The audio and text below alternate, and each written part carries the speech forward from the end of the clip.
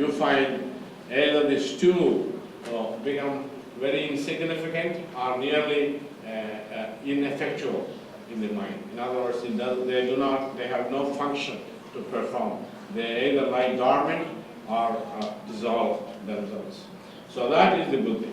And the buddhi also has an accumulation of samskaras and vasanas, which are the conditioned, which are the impressions that condition, the subconscious latent complexes that condition the person and dispose her to behave in certain ways.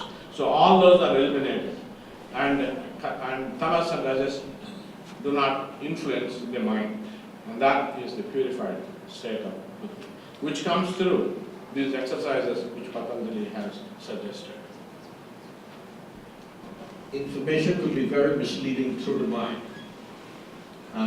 How do you recognize when the perceptions are not valuable from when it is valuable? Because from your lecture you have said that when you have these misperceptions, it brings unhealthy attitudes and behaviors, etc. And when you have purified or actions or thoughts, it improves or elevates the consciousness of the person. I want to know, how do you identify both of them? Thank you. One, in the Indian tradition, there is a need for a guru. A teacher is the one who helps to guide, to discriminate the wrong from the right, the illusory from the truth. Second, when you truly achieve that particular state, that truth is self-certifying. You cannot go wrong. That is very inherent in the truth itself. And the third is transformational. The person is totally changed. So, as I said, a person who goes to that level, he becomes a saint.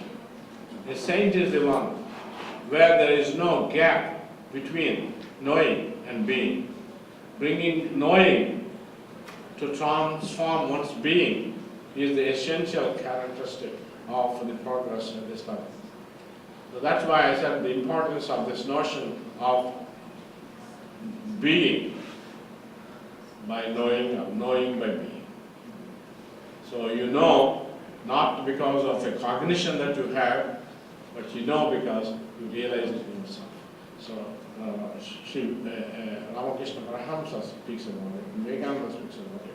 In different Indian Hindu classical traditions, this bringing together of being and knowing is the secret of this.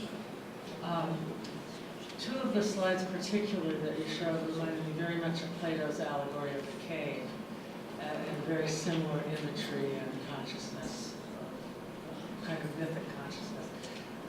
But what troubles me is this transformation of knowing and being can sometimes, it seems to me, become demonic in some individuals. And, you know, someone, for example, who transforms himself into a violent and hateful person, part of a hate group in America, for example. How do you differentiate? You know, how does the person differentiate between a mystical experience and delusion? Is the guru the answer to that, or is there some way to differentiate between? Thank you. So you see, the whole process of yoga is traditionally 8 different steps to go there. At the very beginning, at the very outset, before you practice your pranayama, physical exercises, and concentration, dhyana, and so on, there is yamas and niyamas which you must observe. There are certain things that you do, certain things you don't do. It is character building. Unless a person prepares himself at the ground level to be honest, to be truthful, to respond responsibly to demands on her, you cannot progress any further. And therefore it is built into the system itself to avoid these pitfalls and possibilities of distraction. One thing I've noticed, and I wonder if you could comment on this, that modern Western psychology is coming up with new results and that are in harmony with the Vedas. I think you mentioned the Kelly Grosso book, Irreducible Mind.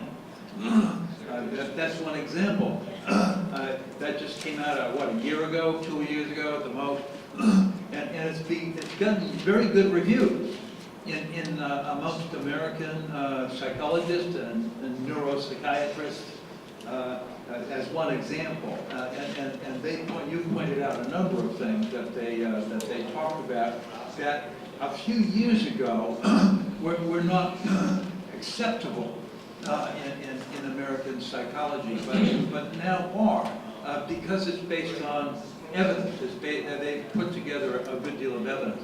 Another example is there's a professor at Duke University whose name escapes me right now, but he's very well known for his work with showing that perception. He's a perception psychologist. And he has shown conclusively and writes regularly on the fact that perception, human perception, is projective, as opposed to seeing what's out there. We are projecting with our minds out there, and that seems to me to be very harmonious with your talk.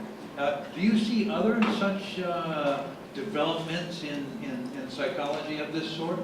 But one point is clear that even in the West, people are becoming, psychologists are becoming increasingly uncomfortable with the way psychology is going. That there is a need to look back and take a step backward and look at different alternate paths. But you see, I mean, in fact, the example that you gave in perception is a projection. And this is the basic native Advaita idea. That in perception, the mind goes up to the object, which means nothing but projection. It is not the object comes to you and then you reproduce it, you represent it, you stamp it. But it is the mind which goes there. So these are all very, very powerful ideas in our tradition, I think.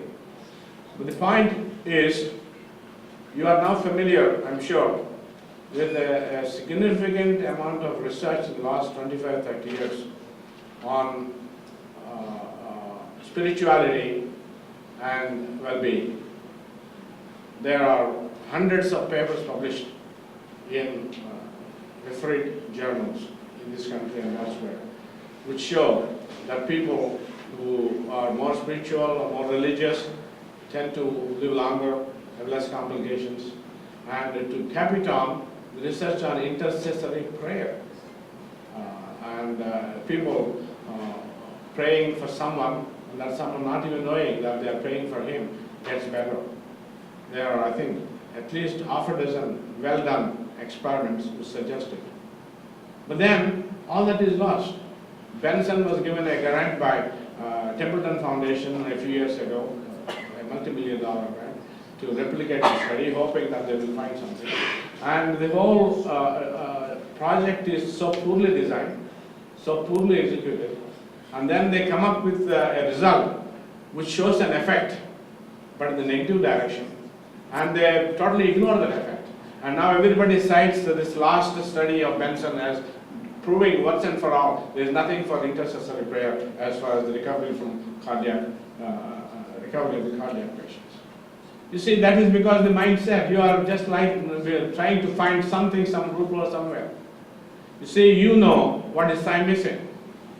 ESP can work, P can work in the positive way, or it can also work in the negative way. It can cure the disease, but it can also aggravate the disease. And here there are clear statistically significant results to show that these people were worse, who are prayed for, were worse than a control group, statistically significantly worse. So there was an effect, but it is lost.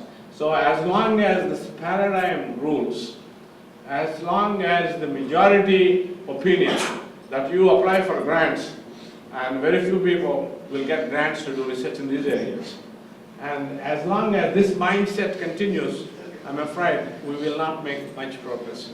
On the other hand, if we keep our eyes open for a new paradigm, I'm certain that increasingly acceptable and revealing results will come.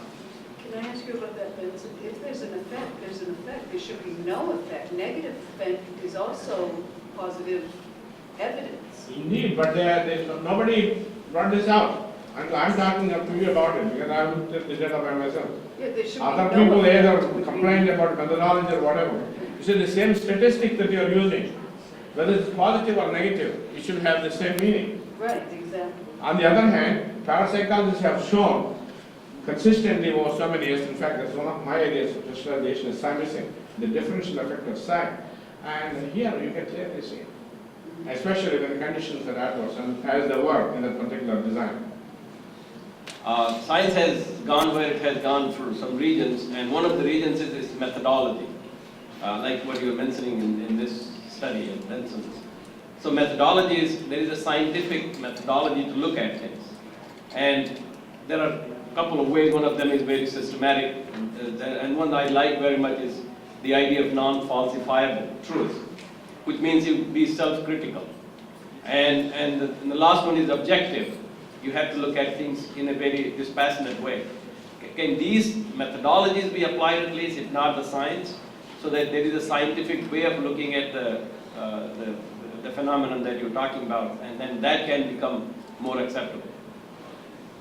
The progress of science will not stop the way it is going, which should not stop. And it is unlikely and also in some ways undesirable. So the science, the way it is going, it must go on. We cannot stop it and we should not stop it. That given, with regard to this area of study, applying scientific method borrowed from mainstream science has done a lot of harm. For the reason that here we are dealing with the phenomena that they require a different kind of an approach to capture their essence. By using the third person objective methodology, which is amenable, which is eminently suitable for physical phenomena. When it comes to the mind, it has to be a different kind of an approach. But that approach can also be scientific. The whole idea of scientific method has to undergo some kind of mutation, if that's the right word, some kind of a change, some kind of a redrafting, so that we can do science with first person experience. And then it will be objectively shared at some level. You see, you cannot expect a camera to capture what is going on in the brain when a person is in pure conscious state. In fact, this is being done today all over Harvard, so many other places, trying to say when a person says he has no thought, just consciousness without content, then what is going on in the brain? Is he breathing regularly or differently, or is he holding his breath? Or the coherence between hemispheric activity? These are all being looked at, but to me, you are going the wrong way. This is not going to tell you about pure consciousness. It is the individual exploration, a first person perspective dealing with it. I think to say again that anything will go in science is also not right. I'm not a relativist like Ferber. We have to have system, we should have method, but those methods must be conceived to relate to the phenomena we are dealing with. They should not be alien and disruptive so that the phenomena will be lost in the process. I think we're out of time. Thank you so much for sharing. I would like to present a small gift from the Center for Indic Studies on our behalf. Thank you, sir. Thank you very much. Thank you.